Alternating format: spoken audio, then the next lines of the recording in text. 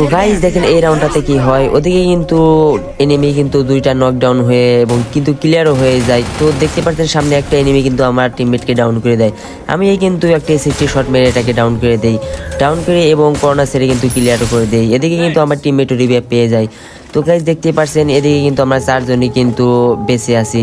Guys এটুকুই কিন্তু সবই ঠিকই ছিল, কিন্তু আমি একটু সামনে যেতে না যেতে দেখি আমার টিমমেট কিন্তু সবটি ডাউন হয়ে গেল। আমি বুঝলাম না হুট করে কি হয়ে গেল, তাও কিন্তু গাইস আমি একটাই রিভাইভ দিয়ে তুললাম, কিন্তু আবার কিন্তু ডাউন হয়ে গেল। তো গাইস দেখতে পাচ্ছেন সামনে এই যে এইটা গেট আছে, এটা কিন্তু মূলত হ্যাকার। তো দেখতে তো পারছেন আমার টিমমেট সবটি ডাউন হয়ে গেল এবং কিন্তু ধীরে ধীরে একে একে ক্লিয়ার হয়ে গেল।